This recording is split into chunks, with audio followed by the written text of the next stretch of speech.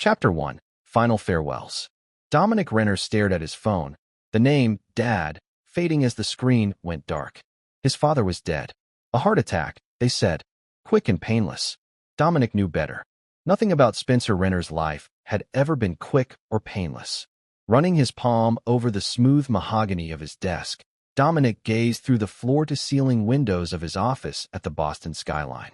At 42, he'd built an empire in private security that his father, a hardened Marine turned construction worker, had never fully understood. Another late night? His wife Audrey appeared in the doorway, her sleek blonde hair cascading over her shoulders. After 15 years of marriage, she still moved with the grace that had first caught his attention at a charity gala. He'd been providing security. She'd been serving champagne and ambition in equal measure. My father died. The words felt hollow. Oh, a beat passed. When's the funeral? I need to arrange it.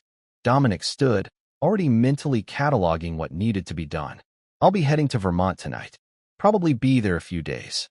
A shadow crossed Audrey's face. But the Westfields party is this weekend. We've been planning for months. Your contacts will all be there. My father is dead, Audrey. You haven't spoken to him in what, 3 years? She stepped closer. You've complained about him your entire life. Now suddenly you're dropping everything. Dominic's jaw tightened. He was still my father. And I'm your wife. We have plans, responsibilities, opportunities. Her hand slid up his arm. Send flowers. Make a donation.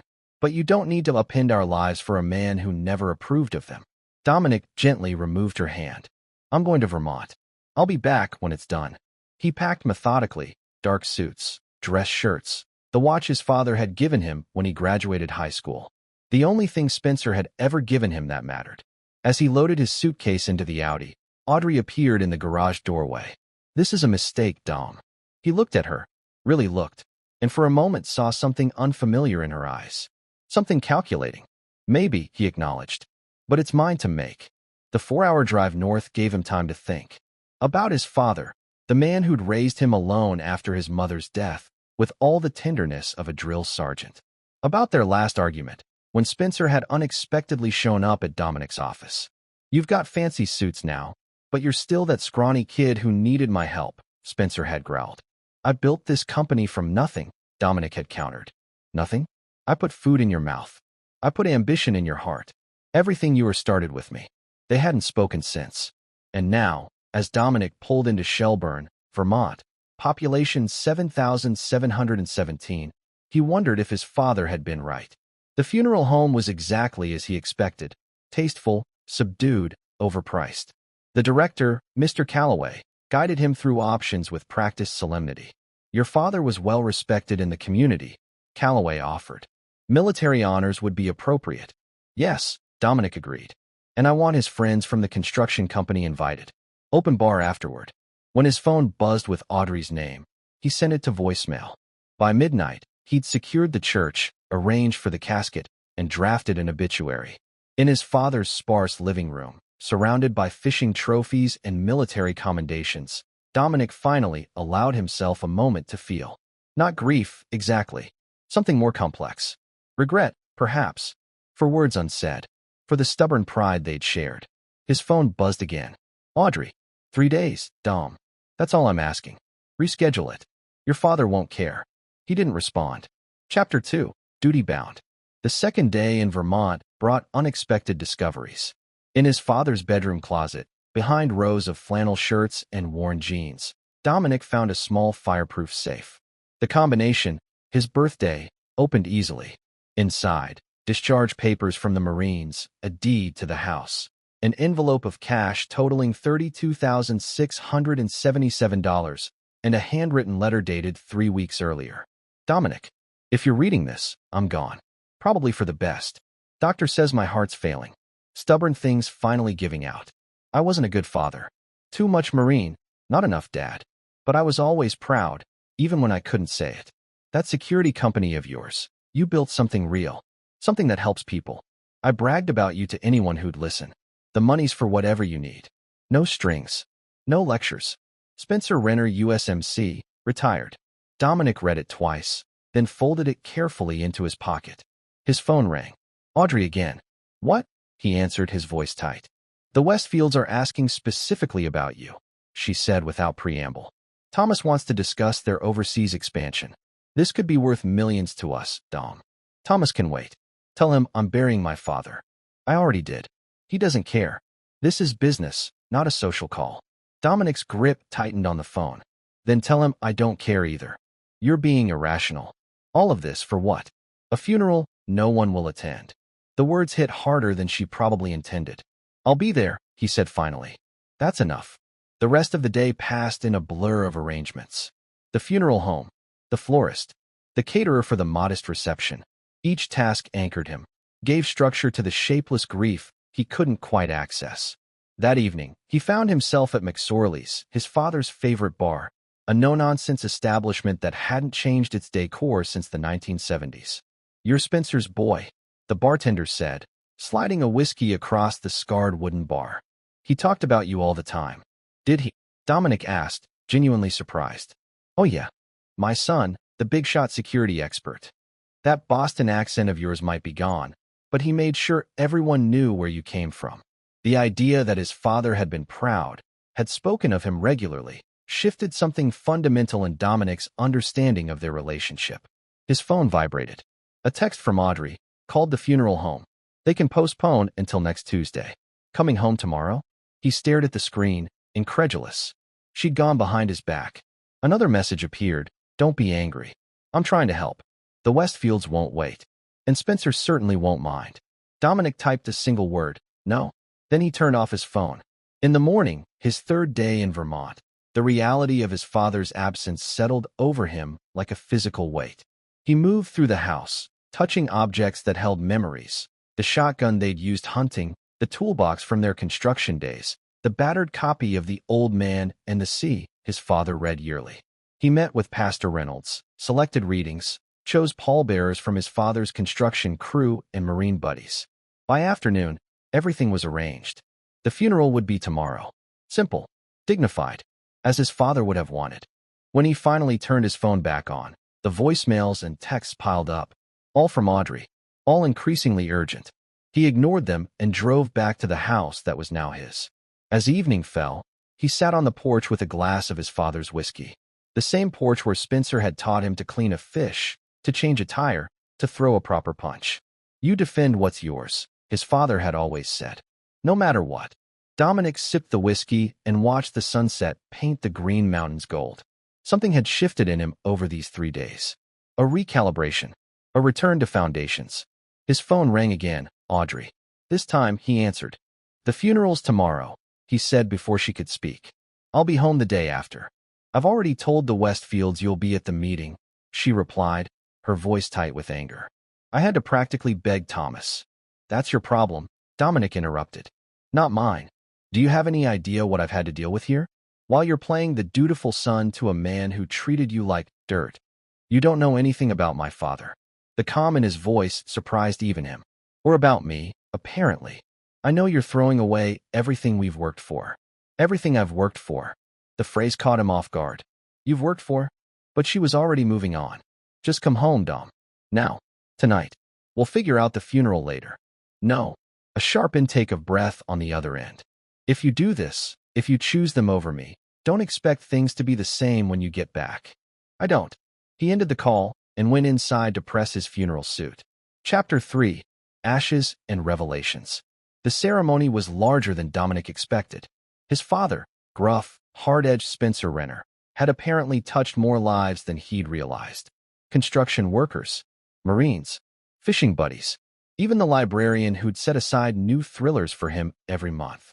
Dominic delivered the eulogy with steady composure, speaking of duty, honor, and the complicated love between fathers and sons. When the honor guard fired their salute and presented him with the folded flag, he felt a surge of pride mingled with regret. At the reception, he shook countless hands, heard countless stories about his father's quiet generosity. How Spencer had rebuilt Mrs. Abernathy's porch for free after her husband died. How he'd paid for Joey Mason's technical college when the boy's family couldn't afford it. He was always saying how his son taught him about giving back, Mrs. Abernathy told him, patting his hand. Said you showed him there was more than one way to be strong. Each revelation was another piece of a puzzle Dominic had never properly assembled. By evening, as the last guests departed the American Legion Hall, he felt both drained and strangely at peace. He'd done his duty, honored his father. Tomorrow, he would return to Boston and face whatever waited. But when he reached his father's house now, his phone rang. An unknown number. Dominic Renner, he answered. Dominic. Thank God. The voice was familiar but unexpected. It's Harold. Harold Whitford. Audrey's father. Dominic's grip tightened on the phone. He hadn't spoken to his father-in-law in years. Not since the man had tried to leverage their connection for a government contract. What can I do for you, Harold? It's Audrey. She's a hesitation. She's not well, Dominic. She's making terrible decisions. When are you coming home? Tomorrow. What's happened? She's moved him into your house. That Westfield boy, Thomas, says you two are finished. The words landed like body blows. Thomas Westfield, the client she'd been so desperate for him to meet. How long? Dominic asked, his voice deceptively calm. Months. Maybe longer. I tried to talk sense into her, but... Harold's voice cracked. She's threatening to sell her shares in your company to him. Says he's going to be her new business partner. Dominic closed his eyes, pieces clicking into place. The insistence on the meeting. The urgency. The accusation. You chose them over me. Why are you telling me this, Harold? You've never cared about my marriage before. Because she's destroying herself, Harold said. And because Thomas Westfield is dangerous. The rumors about his business practices, the women who've accused him. I may not have been supportive of your marriage, but I never wanted to see my daughter ruined. What exactly do you want from me? Come home. Stop her before it's too late. Dominic thought of his father's words. You defend what's yours. No matter what. I'll be there tomorrow, he said. But not to save her. After hanging up, he sat in his father's chair, staring at the urn he'd placed on the mantel. The ashes of a complicated man. A man who, in the end, had been proud of his son. I hear you, Dad, he whispered. Loud and clear. In the morning, he packed methodically. His clothes, his father's letter, the flag from the funeral. The cash from the safe he divided. Half to Pastor Reynolds for the church roof. Half to McSorley's for an annual round of drinks in his father's name. The drive back to Boston gave him time to plan. Not in anger. Not in haste. But with the methodical precision that had built his security empire.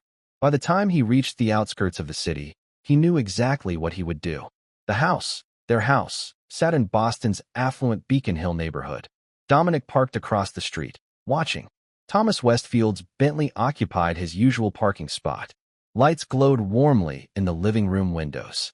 He entered silently, using the side door, and heard them in the kitchen. Laughter. The clink of wine glasses. The casual intimacy of lovers who believed themselves safe. The security system hadn't been changed. Why would it be? Audrey had never bothered to learn how it worked. I still can't believe he just left, Thomas was saying. For a funeral, of all things. Dom's always been sentimental about family, Audrey replied. It's his weakness.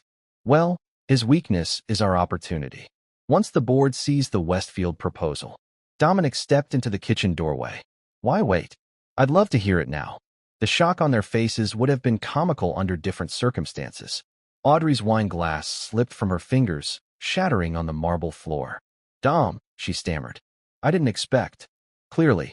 His gaze shifted to Thomas, tall, polished, visibly uncomfortable. Mr. Westfield, you're in my home. Thomas recovered quickly, smoothing his tailored shirt. Dominic, this is awkward, I know, but Audrey explained the situation. Did she? Dominic leaned against the doorframe, deceptively casual. What situation would that be, exactly? Don't play games. Audrey snapped, her shock transforming to anger. You chose them over me. You made your priorities clear. Them, Dominic repeated. My dying father. His funeral. That's the them you're referring to. You know what I mean. The Westfield account. Our future. And you threw it away for a man who barely acknowledged you. Dominic smiled without humor. You're right about one thing, Audrey. I did make my priorities clear. He turned to Thomas. You should go. Now wait a minute, Thomas began. Audrey and I have plans. Plans that require my company, Dominic finished. My contacts. My expertise. He stepped closer, and something in his expression made Thomas retreat slightly. Those aren't yours to take. Dom, be reasonable, Audrey pleaded. We can work something out. A civilized dissolution. My father taught me many things, Dominic said, his voice terrifyingly quiet. Chief among them, you defend what's yours. No matter what. The silence that followed was absolute. You have until morning to get out, he told Audrey. Take what you brought into this marriage. Nothing more. You can't do this, she whispered. I already have. He turned to leave, then paused. Oh, and Thomas? Your reputation precedes you. Those rumors about your business practices, the women who've accused you.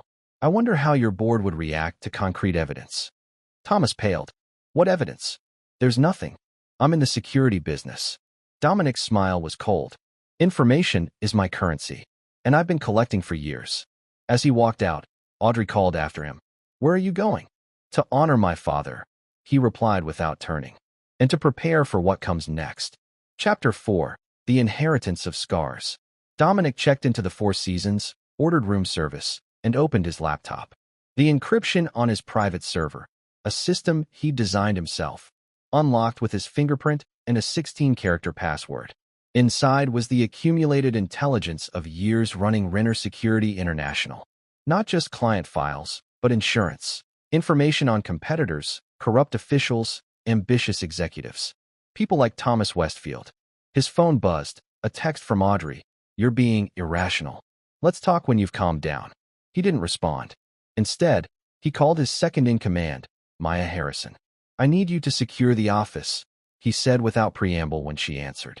Change all access codes. Freeze all executive authorizations except yours and mine. Something I should know about, boss? Maya's voice was calm. In 5 years working together, he'd never heard her panic. Audrey's been compromised, and she'll likely try to access sensitive information. A beat of silence. Understood. Consider it done. And Maya? Schedule an emergency board meeting for tomorrow morning. 8 a.m. He hung up and turned back to his laptop, searching for a specific file, Thomas Westfield. The dossier was comprehensive: financial records, communication logs, behavioral reports. Nothing illegal in Dominic's possession of it. Westfield had applied to be a client 3 years earlier, triggering Renner Security's standard background investigation. What they'd uncovered had led Dominic to reject the application. Now, those same findings would serve a different purpose. His phone rang again. Harold Whitford. What happened? Harold demanded. Audrey's hysterical, saying you threatened her and Thomas. I gave her until morning to leave my house, Dominic replied evenly. Hardly a threat. This isn't what I wanted when I called you. What did you want, Harold? For me to beg? To forgive her? To pretend none of this happened? I wanted you to save her from herself, not throw her to the wolves. She chose the wolves, Dominic said. I'm just making sure they don't get what belongs to me in the process. After hanging up, he stared at the Boston skyline through the hotel window. The city lights blurred as his focus turned inward, to memories long suppressed. His mother's funeral when he was 10. His father, stoic in uniform, teaching him that men don't cry in public. The lean years afterward, when Spencer worked double shifts to keep food on the table. The arguments when Dominic chose college over the Marines. The grudging pride when his security firm landed its first major contract. And Audrey, always Audrey, pushing him to want more, be more, achieve more, never satisfied with what they had. You need to schmooze more clients, Dom. Your expertise isn't enough. This house is fine, but imagine what connections we'd make in Beacon Hill. Your father doesn't understand our world. Why do you even bother trying to impress him?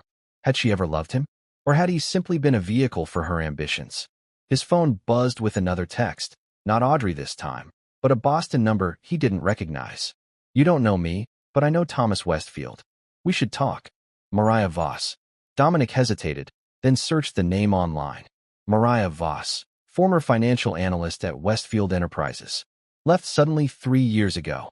No public statement on her departure. He called the number. Mr. Renner, a woman's voice answered. Thank you for calling back. How did you get my number, Ms. Voss? I have friends at your company. They suggested you might be interested in what I know about Thomas Westfield. And what would that be? Not over the phone. She paused. Can you meet tomorrow? Trident Booksellers on Newberry. Noon. I'll be there. The morning brought a flurry of activity. The board meeting. Security protocols. Legal preparations. When Dominic entered the Renner Security International headquarters, the atmosphere was tense. Word had spread, though not the details. The boardroom fell silent as he entered. 7 members, including Maya. No Audrey. Thank you for coming on short notice, he began, his voice steady.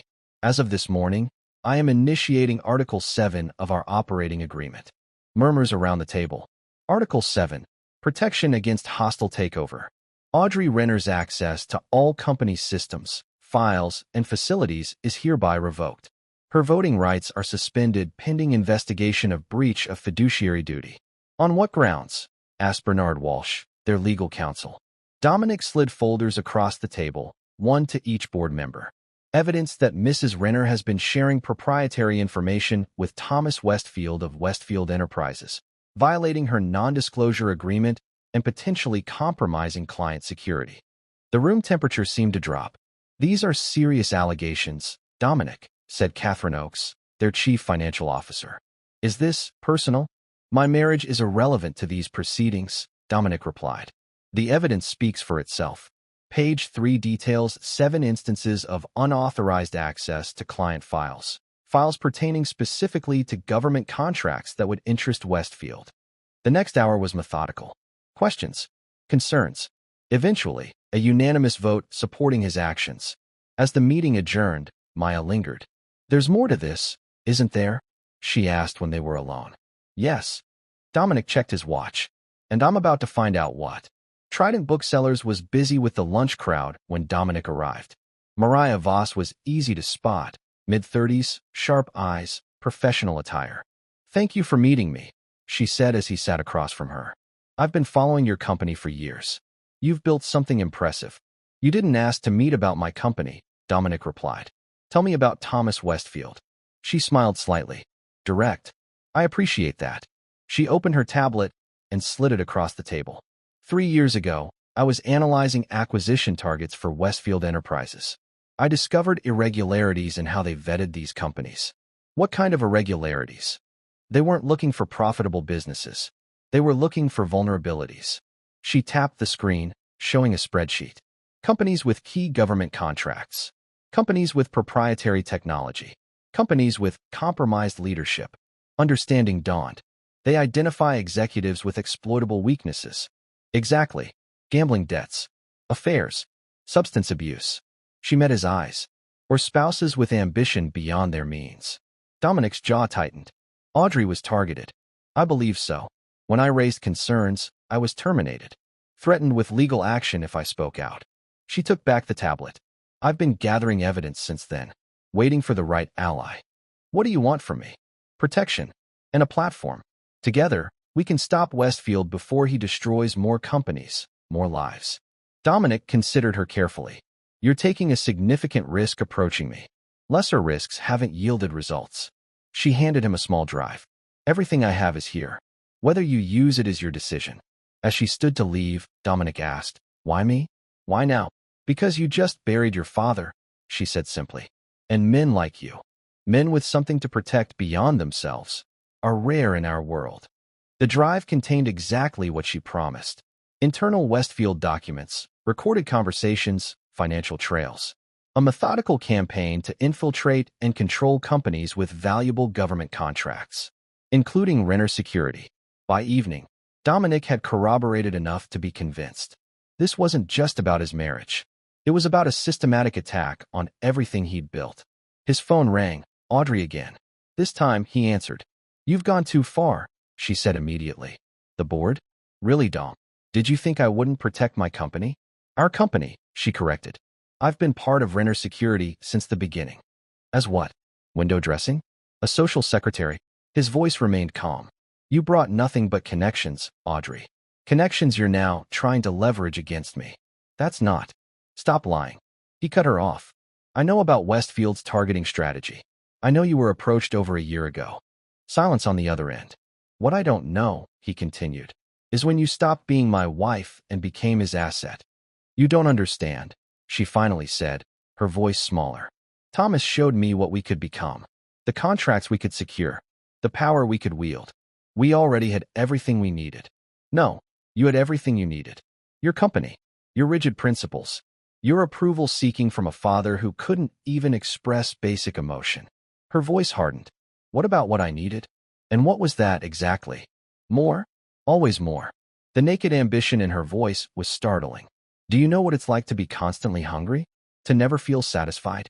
I know what it's like to be betrayed, he replied. By someone I trusted completely. Don't be melodramatic. This is business. No, Audrey. This is war. He paused. And you fired the first shot. After hanging up, Dominic stared at the drive from Mariah Voss. Then at his father's letter, which he'd kept in his pocket since finding it. I wasn't a good father. Too much Marine, not enough dad. Perhaps he hadn't been a good husband either. Too much security expert, not enough partner.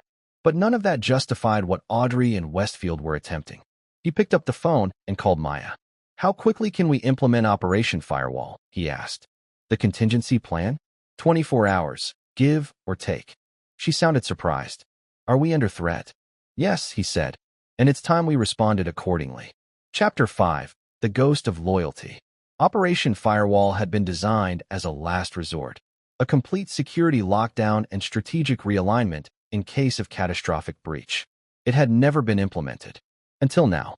Over the next day, Dominic worked with Maya and a select team to sever all potentially compromised connections. Client files were migrated to new servers. Communication protocols were upgraded. Security clearances were re-verified. And, most importantly, a rumor was strategically leaked to the industry. Renner Security had developed breakthrough encryption technology that would revolutionize government communications. There is no such technology, Maya pointed out as they worked through the night. Westfield doesn't know that, Dominic replied, and he won't be able to resist pursuing it. While the operation progressed, Dominic received an unexpected visitor at his temporary office, a converted conference room isolated from the main systems. Mr. Renner? The receptionist called over the intercom. There's a Spencer Reeves here to see you. Says he's an old friend of your father's. Dominic frowned. The name was unfamiliar. Send him in. The man who entered was in his 60s, with the weathered look of someone who'd spent a lifetime outdoors. Military posture, watchful eyes. Thank you for seeing me, he said, extending a calloused hand. Spencer Reeves. I served with your father in Desert Storm. I don't recall him mentioning you, Dominic said, shaking the hand firmly. No reason he would have. We weren't close after the service. Reeves glanced around the office. Impressive operation you've got here. Spencer was proud. So I've heard. Recently. Dominic gestured to a chair. What can I do for you, Mr. Reeves? Actually, I'm here to do something for you. Reeves sat, setting a worn leather briefcase on his lap. Your father contacted me about 3 months ago. Asked me to hold on to something for him. Said if anything happened to him, I should wait until after the funeral to deliver it to you. From the briefcase, he withdrew a sealed envelope. Spencer said you'd know what to do with it when the time came. Reeves placed it on the desk. Also said to tell you, the ghosts are always watching. Dominic stared at the envelope. What does that mean? Marines speak. In our unit, ghosts were the eyes you couldn't see. The surveillance you never detected until it was too late. Reeves stood. Your father was a good man, Dominic. Tough as hell, but good.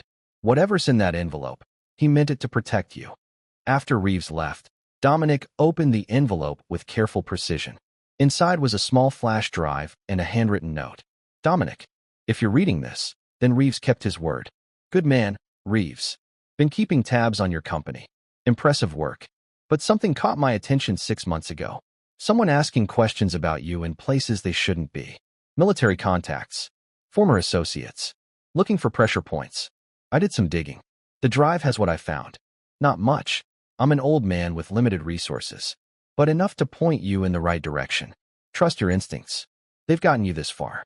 Dad. P.S. Your mother would be proud too. The drive contains surveillance photos, recorded conversations, notes. All tracking the same target, Thomas Westfield. Investigating Dominic's background, his business, his vulnerabilities. Most damning was a recorded conversation between Westfield and an unidentified woman, dated 14 months earlier. Renner's the key to the DARPA contracts, Westfield was saying. His company has the security clearance we need. He won't sell, the woman replied. Voice distorted, but familiar. Everyone has a price. Not Dominic. He built Renner Security from nothing. It's his legacy. Then we find another way in. Through you, perhaps. That would take time. We have time. And motivation. A pause. $10 million guaranteed. Plus a position on my executive team. All you have to do is help me acquire what's already half yours. Dominic played the recording twice, his expression hardening. The woman was Audrey, her speech patterns unmistakable despite the distortion. His father had known, had been investigating, had been protecting him, even in their estrangement. The ghosts are always watching. He called Maya immediately. Change of plans, he said when she answered. I need a complete background check on everyone who's had contact with Audrey in the last 18 months. And I need to know where Thomas Westfield was 3 nights ago when I came home early. That's a lot of surveillance data to sort through. Focus on Beacon Hill first. Specifically, any vehicles registered to Westfield Enterprises. While Maya worked, Dominic contacted Mariah Voss. I need more, he said when she answered. Financial transactions between Westfield and my wife. Communication records. Anything that establishes a timeline. I suspected this went deeper than business, she replied. I'll send what I have within the hour. By nightfall, the picture was devastatingly clear. Audrey had been recruited by Westfield 14 months earlier. Their affair had begun shortly after, and the target had always been Renner Securities government contracts, particularly the recent DARPA cybersecurity initiative worth $350 million. Dominic's phone buzzed with a text from an unknown number. We should talk. For Audrey's sake. Thomas Westfield. He stared at the message, his father's voice echoing in his mind. You defend what's yours. No matter what. He typed back. Boston Harbor Hotel. Bar. 9 p.m. As he waited, Dominic made one final call to Harold Whitford. Did you know? He asked without preamble. Know what? Harold's voice was wary. That your daughter was selling my company out from under me. That she's been Westfield's asset for over a year. A heavy sigh on the other end. Not at first. I suspected something when she started mentioning Thomas at every family dinner. By the time I confirmed it, they were already involved. Why call me then? Why the concern? Because I finally looked into Thomas Westfield myself. Harold's voice dropped. The man's a predator, Dominic. He uses people, discards them. And Audrey, for all her ambition, is in over her head. So your call wasn't about saving my marriage. It was about saving your daughter from consequences. Can it be both? You were good for her, Dominic. Stable, principled, and boring, apparently. Dominic checked his watch. It's too late for that now, Harold. But I appreciate the warning. Thomas Westfield was already at the bar when Dominic arrived, nursing what appeared to be an expensive scotch. Tall, polished, radiating the easy confidence of old money. Dominic, he greeted, standing to shake hands. Thank you for meeting me. Dominic ignored the offered hand. Let's skip the pleasantries. What do you want? Westfield smiled slightly and retook his seat. Direct. I respect that. He gestured to the bartender for another drink. I want to resolve this situation amicably. For everyone's benefit. The situation where you targeted my wife to steal my company. Dominic sat across from him. That situation? Business is business, Dominic. Nothing personal.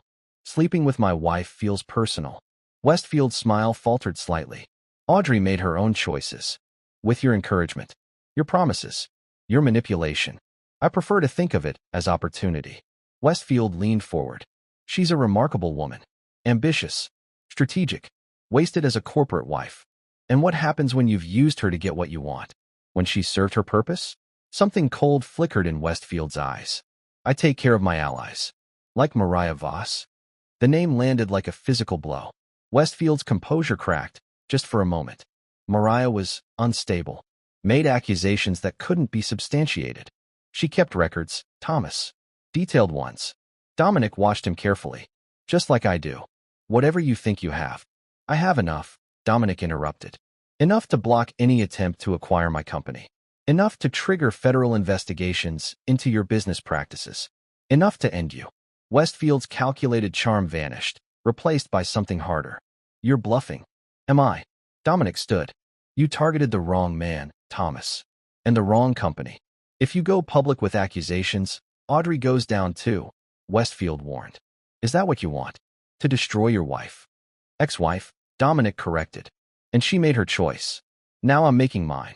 As he turned to leave, Westfield called after him. This isn't over, Renner. Dominic looked back, his expression impassive. Actually, it's just beginning. Chapter 6, Blood and Strategy.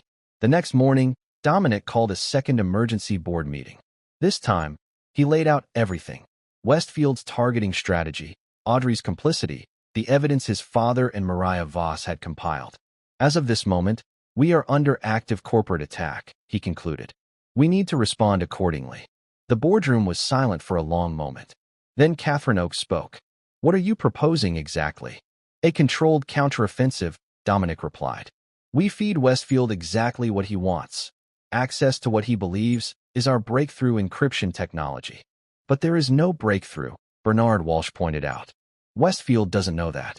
He'll deploy resources to acquire and reverse engineer something that doesn't exist. Meanwhile, we use his distraction to secure the DARPA contract permanently. And Audrey? Maya asked quietly. Mrs. Renner will be removed from the company completely. Her shares purchased at market value, as per our bylaws in cases of malfeasance. The vote was unanimous.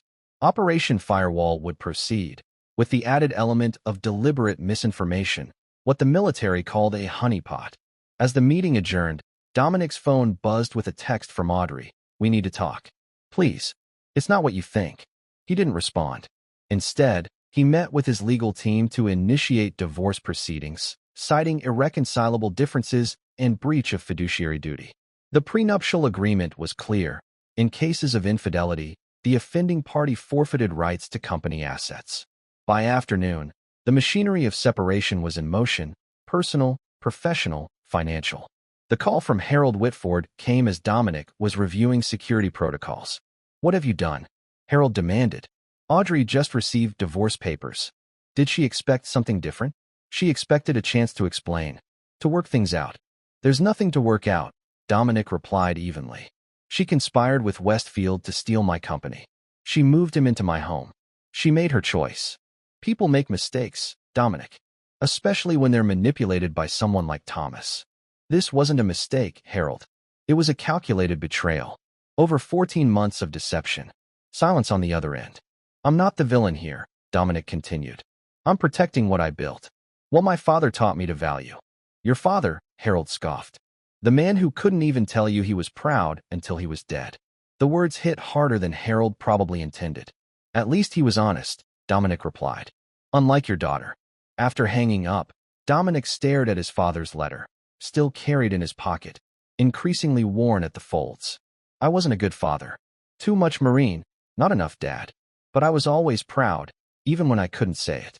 Perhaps that was the real inheritance. Not the house or the money, but the example. The commitment to principles. The willingness to fight for what mattered. His phone rang again. Maya. Westfield took the bait, she said without preamble. His team just requested a demonstration of the breakthrough technology for potential investment. Perfect. Schedule it for next week. Maximum security protocols. Full documentation of everyone who attends. And if they try to steal it during the demonstration? That's exactly what we want, Dominic replied. Corporate espionage carries federal penalties, especially when it involves technology supposedly designed for DARPA. As evening fell, Dominic returned to the Four Seasons, now his temporary residence until the divorce was finalized. In the hotel bar, he spotted a familiar face, Mariah Voss, nursing a glass of wine. Celebrating, he asked, taking the seat across from her. Observing, she corrected. The word's out that Renner Security has revolutionary encryption technology. Westfield's people are scrambling to position themselves. Good. It won't be enough, you know. She studied him over her glass. Westfield has contingencies for his contingencies. And your wife. Ex-wife, Dominic corrected. She knows your company intimately. Your methods. Your weaknesses. What are you suggesting? Mariah set down her wine. That standard corporate warfare won't be sufficient. Westfield doesn't just want your technology or your contracts. He wants to absorb your entire operation, your reputation, your legacy. And to do that, he needs me out of the way. Precisely. She leaned forward. How far are you willing to go to protect what's yours? The question echoed his father's words so precisely that Dominic almost smiled. What did you have in mind? A more personal approach. She slid a folder across the table. Westfield's real vulnerability isn't his business. It's his reputation, his carefully constructed image. Inside the folder were photos, documents, testimonials, evidence of misconduct far beyond corporate maneuvering. sexual harassment, financial coercion, blackmail. Where did you get this? Dominic asked, his voice low. I wasn't the only one Westfield discarded when I became inconvenient. Her eyes hardened. There are others, many others, all willing to speak now, with the right protection. Dominic studied the material carefully. Using it would mean crossing a line, moving beyond business into something more personal, more devastating. Think about it, Mariah said, standing to leave. But don't take too long. Westfield isn't known for his patience. Alone with his thoughts, Dominic considered his options. The corporate strategy was sound, legal, clean, but potentially insufficient against an adversary willing to use any means necessary. His father's voice again, you defend what's yours, no matter what. His phone buzzed, another text from Audrey. Please, just hear me out. One conversation. This time, he replied, tomorrow, 10 a.m., the office. Then he called Maya. I need everything we have on Thomas Westfield's personal life, he said. Every scandal, every rumor, every skeleton. Are we changing strategies? No, we're expanding them. He paused. And I need you to arrange a meeting with someone else, Charlotte Westfield. Thomas's wife. Boss, that's crossing a line. It's a line Westfield crossed first, Dominic replied. When he moved into my home. The next morning, Audrey arrived at his office precisely at 10. She looked somehow both defiant and vulnerable, designer clothing contrasting with shadowed eyes. Thank you for seeing me, she said, taking the seat he indicated. You have 10 minutes, Dominic replied, keeping the desk between them. Use them wisely. I made a mistake, she began. A terrible one, but it wasn't what you think. Enlighten me. Thomas approached me last year, yes. But it was about a potential partnership, not what it became. She twisted her wedding ring. Still worn, Dominic noted. He was persuasive. Showed me projections, opportunities, things we could achieve together. We, Dominic repeated. You and I? Or you and him? All of us. Renner Westfield Security. A global powerhouse. And when did it become more than business? She hesitated. Thomas is attentive. He noticed things, remembered details, made me feel valued. As what? An equal? Or as access to what he really wanted? It wasn't like that. Not at first. She looked down. The affair, it only started 3 months ago. After that argument we had about the Sullivan contract. Dominic remembered. A heated disagreement about accepting a client with questionable ethics, but enormous resources. So because I maintained standards, you found someone who didn't. Because you never listened. Her composure cracked slightly. Everything was always about your principles, your vision, your company. When was the last time you asked what I wanted? What did you want, Audrey? Recognition, respect, a voice in decisions. Her eyes met his. I built connections for this company. I brought in clients. I entertained and networked and smoothed paths. And still, I was just Dominic's wife to everyone that mattered. For a moment, just a moment, Dominic felt a flicker of understanding. Then he remembered the recording. 14 months. $10 million. The calculated betrayal. 3 minutes left, he said. Make them count. Audrey's expression hardened. I want to negotiate. A clean break. I withdraw all claims to company shares in exchange for a settlement. You have no leverage here, Audrey. The prenup is clear. Your infidelity forfeits any claim. Infidelity has to be proven. And corporate law supersedes marital agreements when it comes to business assets. Dominic almost smiled. Now they were seeing the real Audrey. Calculating, strategic. You have nothing to negotiate with, he said. Your access is revoked. Your allies are exposed. Even your lover is reconsidering his investment in you. What are you talking about? Westfield met with 3 potential replacements yesterday. Young, ambitious women who could provide the same access you promised. The color drained from her face. You're lying. Am I? He slid a folder across the desk, surveillance photos from Renner Security's considerable resources. Thomas Westfield, dining with a succession of attractive professional women. He's upgrading, Audrey. Trading in for a newer model. This doesn't mean anything, she whispered, but her hands trembled as she closed the folder. Your time's up, Dominic said, standing. The divorce proceeds is filed. Your belongings from the house will be delivered to wherever you're staying. I assume that's with Thomas. She stood as well, regaining some composure. You think you've won, but this isn't over. Thomas has resources you can't imagine. So do I. Dominic walked to the door. Resources my father helped me discover. Your father, she scoffed. The man was a tyrant who couldn't express basic human emotion. And you're just like him. Dominic opened the door. No, Audrey. I'm worse. As she left, he felt something shift inside him. The last vestige of the marriage they'd shared falling away, replaced by cold resolve. His phone buzzed with a text from Maya. Meeting confirmed. Charlotte Westfield. 2 p.m. The battle lines were drawn. Operation Firewall was in motion. And Dominic Renner, son of Spencer, protector of legacies, was prepared to defend what was his, no matter the cost. Chapter 7. Calculated Risk. Charlotte Westfield met Dominic at a discreet cafe in Cambridge, neutral territory, far from financial districts and corporate surveillance. She wasn't what he expected. Where Thomas projected polished aggression, Charlotte radiated quiet intelligence. Elegant but understated, with observant eyes that assessed him carefully. Mr. Renner, she greeted him, extending a manicured hand. I must admit, your invitation was unexpected. Mrs. Westfield, thank you for meeting me. He took the seat across from her. I appreciate your discretion. Discretion has become something of a specialty. A small, practiced smile. Though I'm curious why the CEO of Renner Security would request a meeting with me rather than my husband. Because this conversation concerns you both. And because I suspect you already know why I'm here. Something flickered in her expression, a calculation. Thomas mentioned negotiations with your company. A potential acquisition. Is that how he described it? Dominic asked mildly. An acquisition? Among other things. She stirred her tea with measured precision. Thomas has many business interests, including my wife. Charlotte's stirring paused briefly, then resumed. I don't involve myself in Thomas's professional relationships.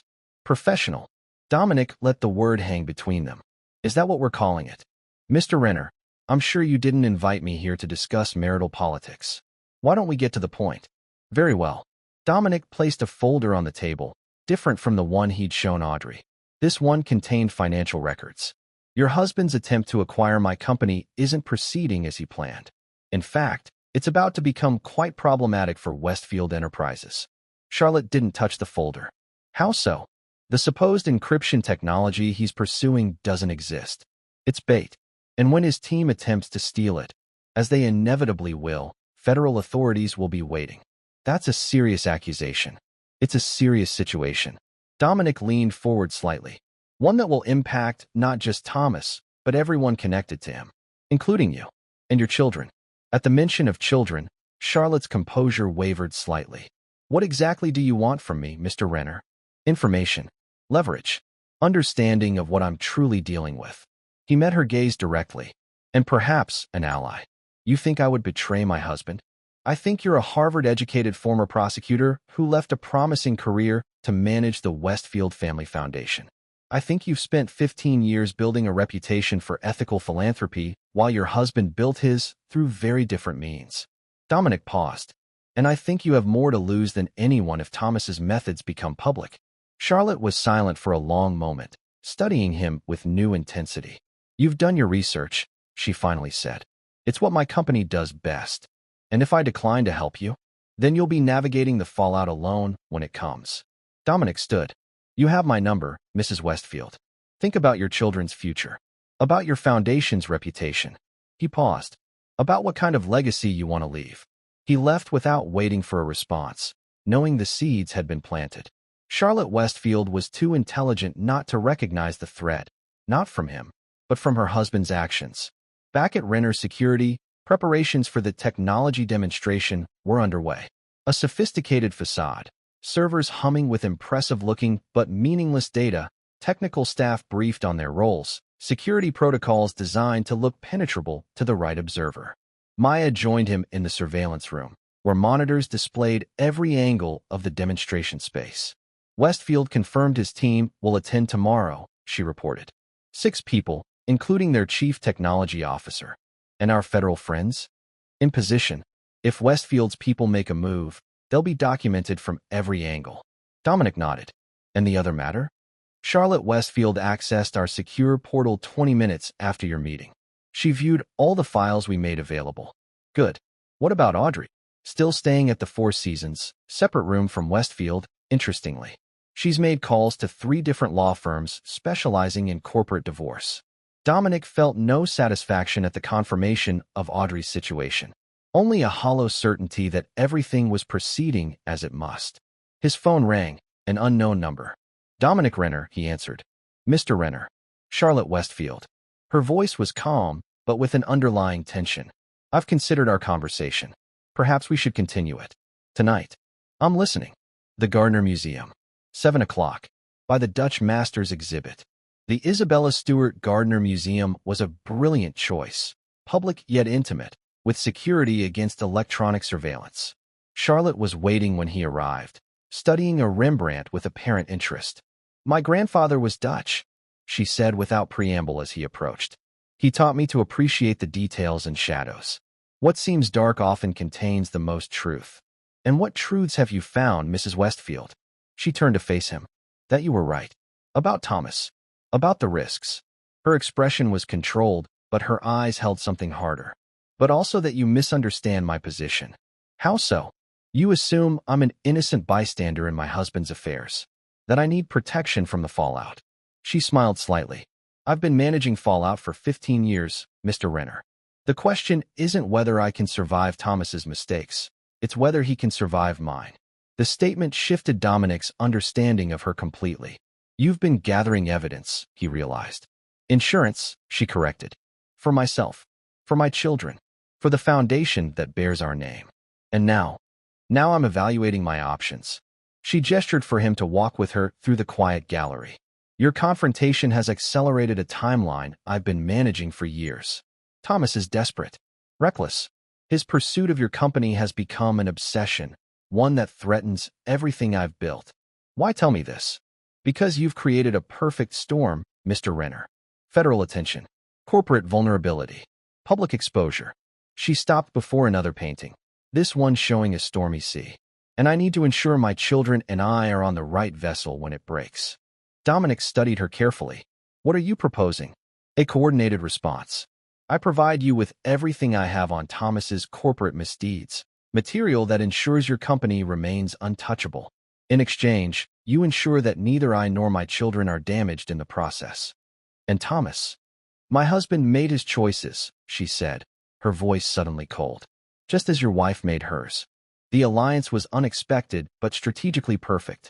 By morning, Dominic had Charlotte's files, meticulous records of years of corporate manipulation, sexual misconduct, and financial impropriety. The demonstration for Westfield's team proceeded exactly as planned. They arrived, observed, asked technical questions designed to seem innocent but clearly probing for vulnerabilities. And as predicted, one member, a quiet programmer who barely spoke during the presentation, attempted to insert a cleverly disguised drive into a seemingly unattended server. Federal agents documented everything. By evening, Phase 1 was complete. Westfield Enterprises was now under federal investigation for attempted corporate espionage. Dominic's phone rang. Thomas Westfield. You set me up, he snarled without preamble. I protected my company, Dominic corrected. Something you should have considered before targeting it. This isn't over, Renner. Not by a long shot. Actually, it is. Check your email. There was silence as Westfield presumably did so, finding the comprehensive dossier Dominic had compiled, combined with Charlotte's evidence. Where did you get this? Westfield's voice had lost its edge, replaced by something approaching fear. You made too many enemies, Thomas. Too many victims. They found each other. And me. Charlotte, he whispered. She's involved. Your wife made her choice. Just as mine did. After hanging up, Dominic turned to Maya, who had been monitoring the call. Prepare for counterattacks, he instructed. Westfield will be desperate now. He'll try anything. Already on it, she confirmed. But there's something else you should know. Audrey's been trying to access her old files through various back channels. Unsuccessfully, but persistently. What's she looking for? Based on the directories she's attempting to reach, client contact information. Specifically, government contracts. Dominic nodded, understanding. She's trying to salvage something to bring to Westfield. A peace offering. Looks that way. Let her keep trying. Each attempt strengthens our legal position. That night, as Dominic reviewed security protocols in his hotel suite, his phone rang again. Harold Whitford. What have you done? Harold demanded. Federal agents interviewed Audrey today. I defended my company, Dominic replied evenly. The government is very interested in attempted theft of security technology. She could face charges, Dominic. Criminal charges. Actions have consequences, Harold. Even for people who aren't accustomed to facing them. She's falling apart. Harold's voice dropped. Thomas has abandoned her. Moved back home to Charlotte. Audrey has nothing, no one. She made her choices. Out of desperation. Out of feeling ignored and undervalued. Harold's voice cracked slightly. I'm not defending what she did. But destroying her won't bring you peace. After hanging up, Dominic stood at the window, watching the city lights. Was he seeking peace? Or merely the cold satisfaction of justified vengeance? His father's words echoed again, you defend what's yours. No matter what. But what was truly his to defend now? The company, yes. His legacy. His pride. Yet something felt incomplete. The victory hollow.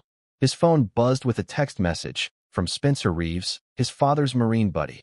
Your father would be proud. But he'd also remind you, know when the battle's won. The words landed differently than intended. Not as affirmation, but as challenge. Dominic stared at the message, then at his father's letter, still carried, increasingly worn. I wasn't a good father. Too much Marine, not enough dad. Perhaps he was making the same mistake. Too much warrior, not enough man. But then he remembered the recording. Audrey's voice, discussing him as an obstacle to be overcome. The calculated betrayal over 14 months. No, this wasn't about peace. This was about justice. About consequences. The battle wasn't won. Not yet. Chapter 8. The Fall. The federal investigation into Westfield Enterprises expanded rapidly, fueled by Charlotte's evidence and the documented espionage attempt. Thomas Westfield's carefully constructed empire began showing cracks, stock prices falling, clients distancing themselves, board members calling emergency meetings. Dominic watched from a careful distance, neither gloating nor intervening. His focus remained on securing renter security and completing the divorce proceedings.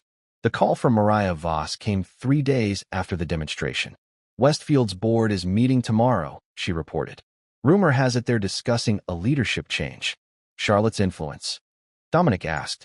Partly, but mostly fear. No one wants to go down with him. And Audrey? Isolated. Desperate. She's been trying to contact former clients, offering insider information in exchange for positions, investments, anything. The news should have satisfied him. Yet it left a strange emptiness. His phone buzzed with another text. Audrey, I have nothing left. Are you happy now? He didn't respond. Instead, he called Maya. I need everything we have on Audrey's recent activities. Every call, every meeting, every attempt to access company information. Planning another move against her?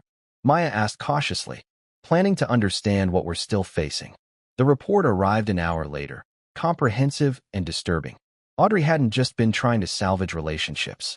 She'd been actively shopping sensitive information about renter securities government contracts, offering details that could compromise national security protocols. Dominic stared at the evidence, a cold fury building. This wasn't just betrayal of their marriage or his company. This was betrayal of everything he'd built his reputation on, the security and safety of clients who trusted him. He made 2 calls. The first to his federal contacts, alerting them to the national security implications. The second to Bernard Walsh, Renter Securities legal counsel. I need to add charges to the divorce filing, he explained, and prepare for potential criminal complaints. Dominic, Bernard said carefully, I understand your anger, but this crosses into territory that could have severe consequences for Audrey.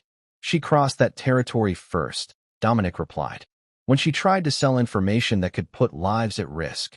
The machinery of justice moved swiftly after that. Federal agents interviewed Audrey again, this time with much more serious implications. Her assets were frozen pending investigation. Her passport was flagged. The call from Harold came that evening, frantic, desperate.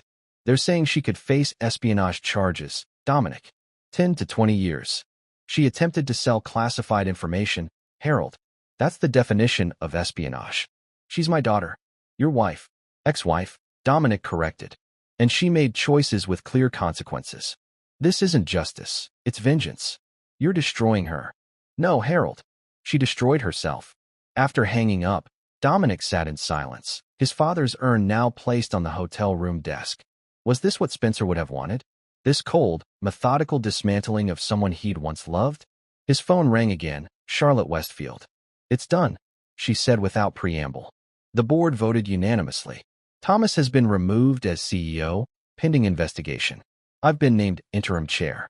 Congratulations, Dominic replied, genuinely impressed by her strategic maneuvering. This isn't celebration, Mr. Renner. This is survival. Her voice was cool, controlled.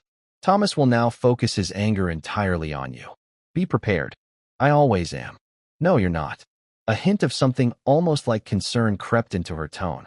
Because you still think this is business. For Thomas, it's now entirely personal. The warning proved prescient. That night, as Dominic returned to the hotel, a black SUV swerved toward him in the parking garage. Only his military-honed reflexes saved him, diving between parked cars as the vehicle crashed into the space he'd occupied seconds earlier. Two men emerged, professional, focused, armed. Not amateurs. Not a random attack. Dominic moved silently through the shadowed garage, using parked cars as cover. His training, both military and from years in security work, guided his movements.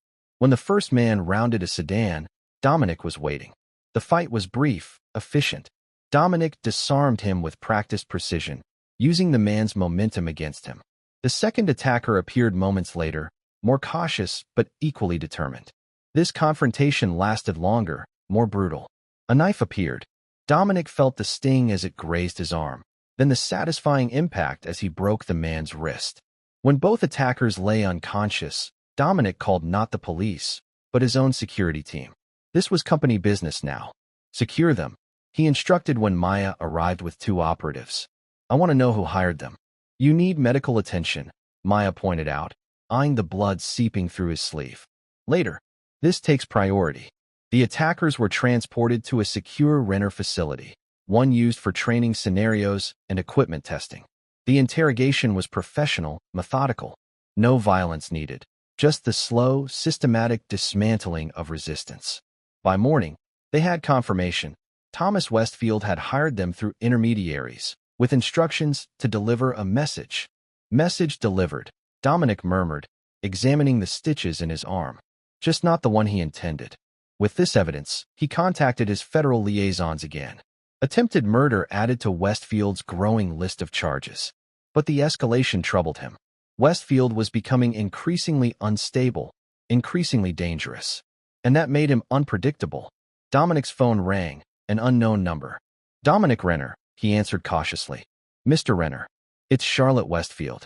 Her voice was tight, controlled. There's a situation you should be aware of.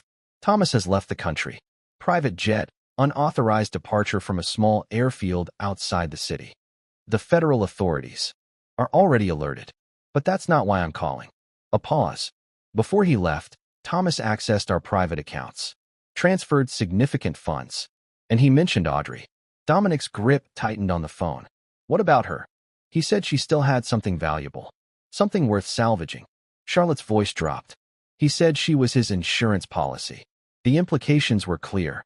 If Audrey still had access to classified information she hadn't yet divulged, she represented both a vulnerability and an asset.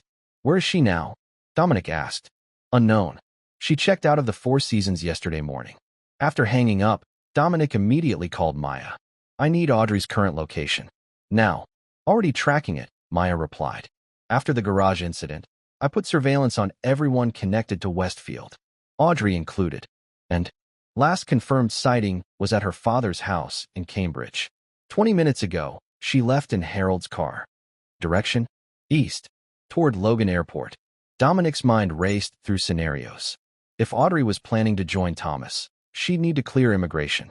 With her passport flagged, that should be impossible, unless Thomas had provided alternative documentation. Given his resources, entirely plausible.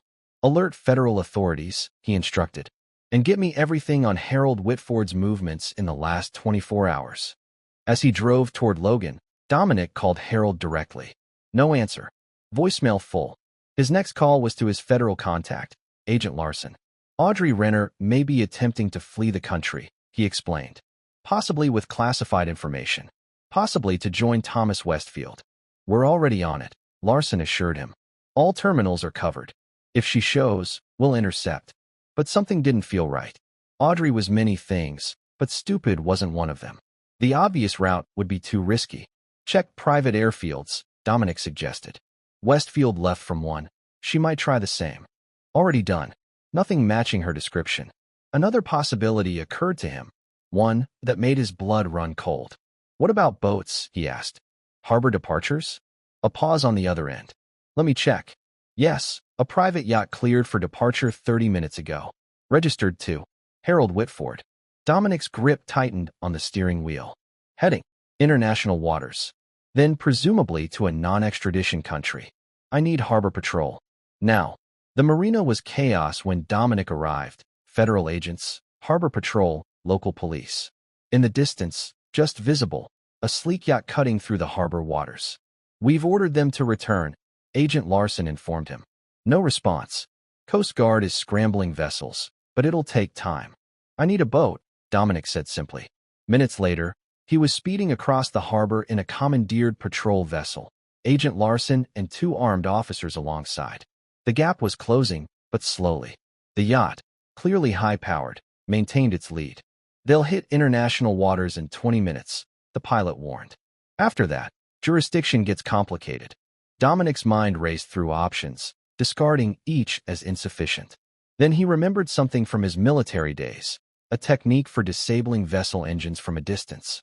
Do you have a Barrett sniper rifle on board? He asked the senior officer. Standard equipment. Why? Because I need to stop that boat without harming anyone on it. The officer looked skeptical but nodded to his colleague, who retrieved the rifle from a secure cabinet. You qualified on this? He asked as Dominic took the weapon.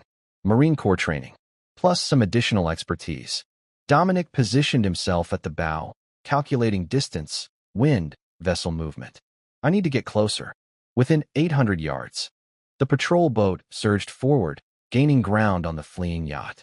As they closed to effective range, Dominic steadied himself against the rolling motion, focused the scope, and identified his target, the exposed engine compartment near the stern.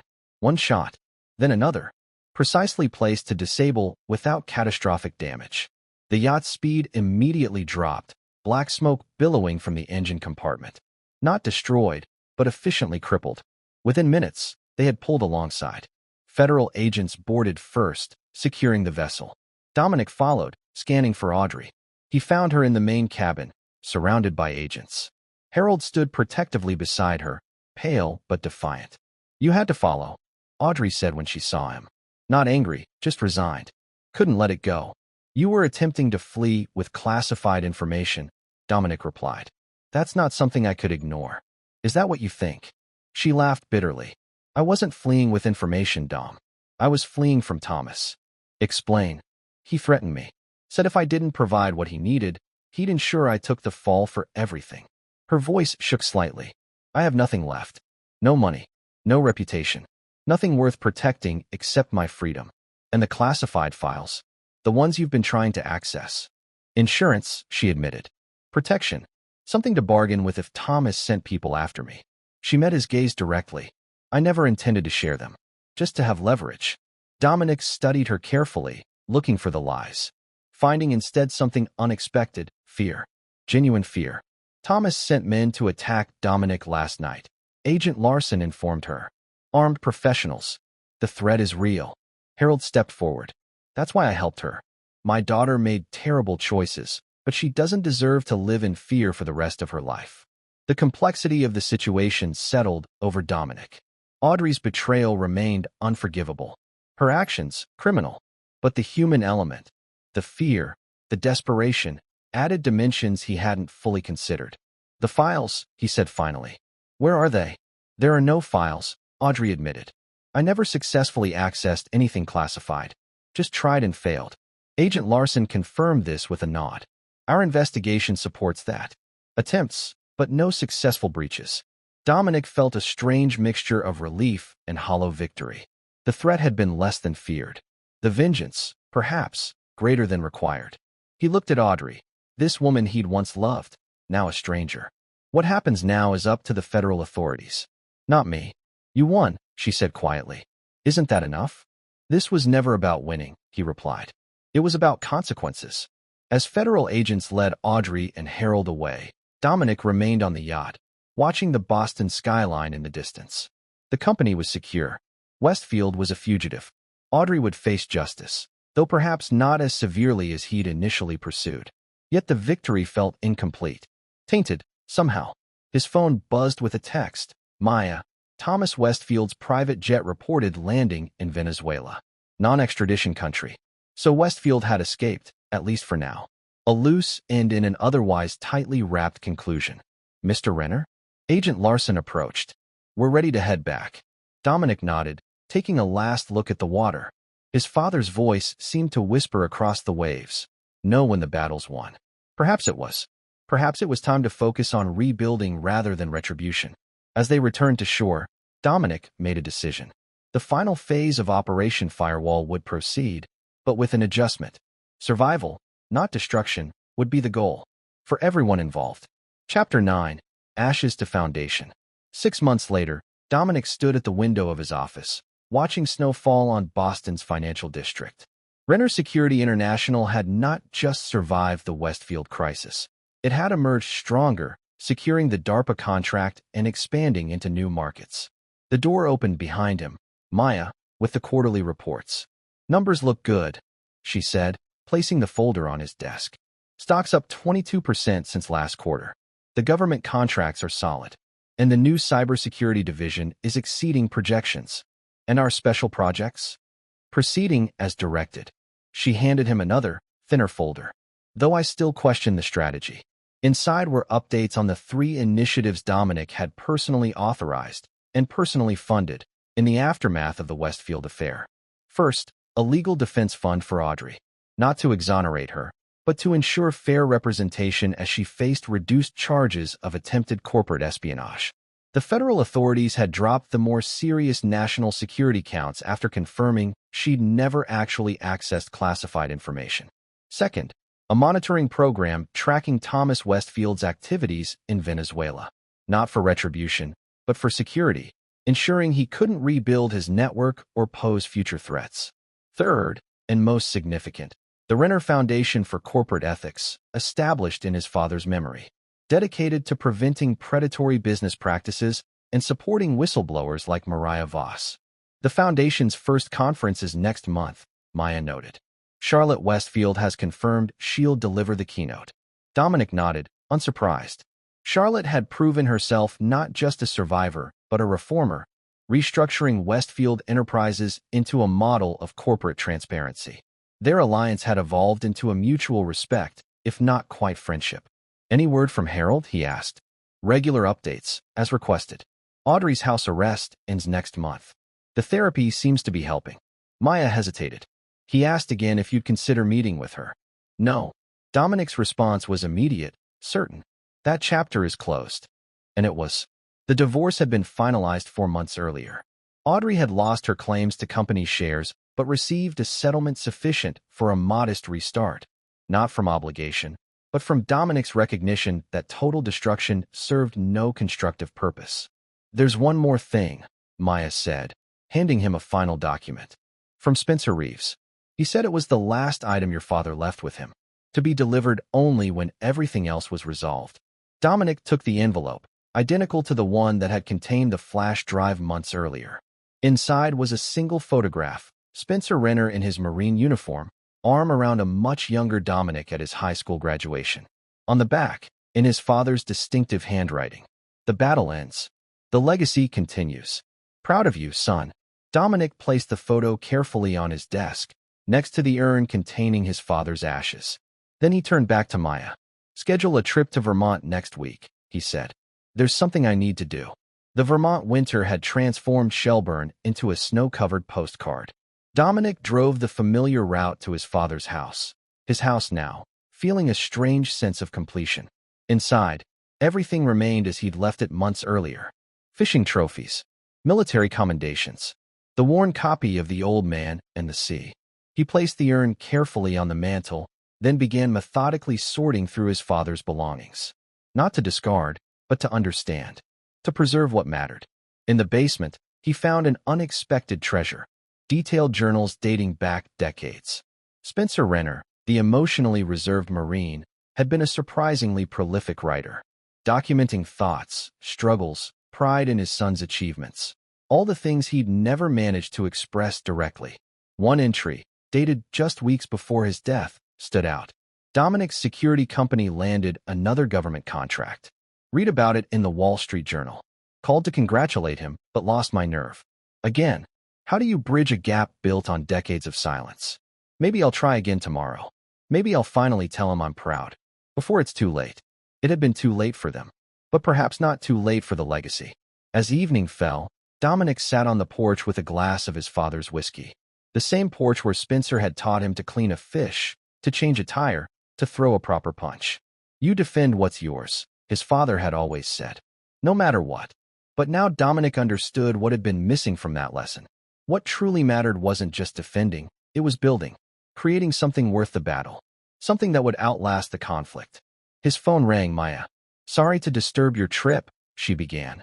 But there's news. Thomas Westfield was found dead in his Venezuelan compound. Apparent suicide. Dominic absorbed this silently, feeling neither satisfaction nor remorse. Just the closing of a chapter. There's more, Maya continued. Mariah Voss has accepted the position as ethics officer for the foundation. And Charlotte Westfield has proposed a joint initiative between our organizations, focused on corporate accountability. Approve it, Dominic said. And Maya? Take the rest of the day off. You've earned it. After hanging up, he raised his glass to his father's urn. Lesson learned, Dad, he said quietly. Battle won. Legacy secured. The snow continued falling as darkness settled over Vermont. In the distance, the Green Mountains stood silent, enduring. Like the foundations his father had built. Like the company Dominic had protected. Like the principles that had guided them both. Not perfect men, either of them. Too much warrior in their blood. But men who understood the value of what they built. The importance of what they defended. And in the end, perhaps that was enough. And there you have it. Another story comes to an end. What did you think? I'd love to hear your thoughts in the comments below. If you enjoy this story, consider joining our community by subscribing. It means the world to us. For more stories like this one, check out the recommended videos on screen. And I'll see you there.